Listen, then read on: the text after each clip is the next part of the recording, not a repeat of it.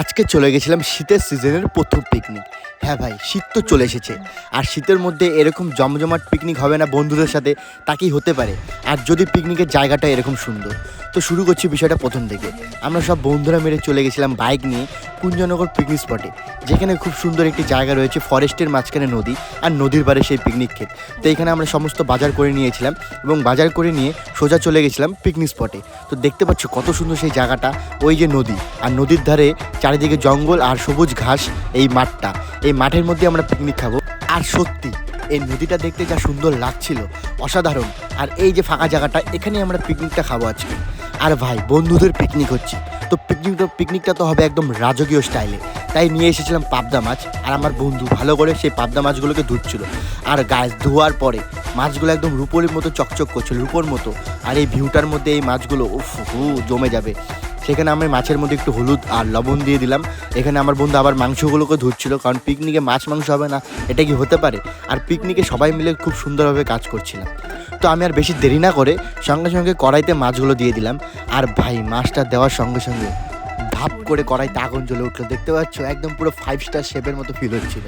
আর এখানে আমাদের মাছ ভাজাগুলো প্রায় হয়ে গেছিলো, খুব সুন্দর লাগছিল মাছ ভাজাগুলো দেখতে।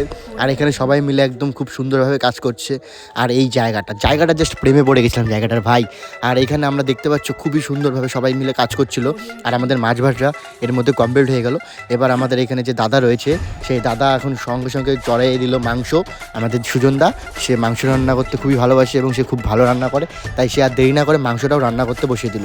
এভাবে আমাদের আস্তে আস্তে মাংসটাও রান্না হচ্ছিল। আর সময় অনেক হয়ে গেছিলো, শীতের দিনের ছোটো দিনের বেলা, তার জন্য আমরা কোনো রকম দেরি করিনি। তো সঙ্গে সঙ্গে মাংসটা হয়ে যাওয়ার পর মাংসটা দেখতে জাস্ট খুব সুন্দর লাগছিল। তোমরাই দেখে বলো মাংসটা কেমন হয়েছিল। আর শুধু দেখতে নয়, খেতেও দারুণ হয়েছিল, দারুণ। এরপর আমরা আর বেশি দেরি করিনি, আমি পাবদা মাছের যে ঝোলটা, সেটা আমি নিজের হাতেই বানিয়েছিলাম। তো আর দেরি না করে পাবদা মাছের ঝোলটা আমরা বানিয়ে ফেললাম। খুব সুন্দরভাবে সেই পাবদা মাছের ঝোলটা বানাচ্ছিলাম আমি, যাতে বন্ধুরা খেয়ে বলে ভাই খুব টেস্ট। আর এখানে আমাদের পাবদা মাছের ঝোলটা কমপ্লিট।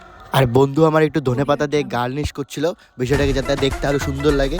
আর ভাই, এখানে আমাদের প্রায় 4:30 নাগাদ বেজে গেছিলো। দেখতেই পাচ্ছ চারিদিকে সূর্য প্রায় ডুবে ভাব। আর এই জায়গাটা যখন সানসেটটা হচ্ছিলো, জায়গাটা দেখতে খুব সুন্দর লাগছিল। তো আমরা আর বেশিক্ষণ দেরি করিনি, সবাই মিলে খেতে বসে পড়েছিলাম। তো আজকের পিকনিকে সবাই মিলে প্রচুর পরিমাণে মজা করলাম, খাটাখাটি করলাম, তাই বেশি লেট করিনি, সবাই মিলে খেতে বসে পড়েছি। চারদিকে দেখতেই পাচ্ছ একটু কুয়াশা পড়ে গেছে। আর এখানে সবাই মিলে খুব মজা করে খাচ্ছিল, কারণ রান্না বাড়াগুলো সত্যি খুব ভালো হয়েছিল। আর আজকের ব্লগটা এখানেই থাকছে, তো তোমরা দেখো। আর আশা করি ব্লগটা ভালো লাগবে। নেক্সট ব্লগে দেখা হচ্ছে, টাটা।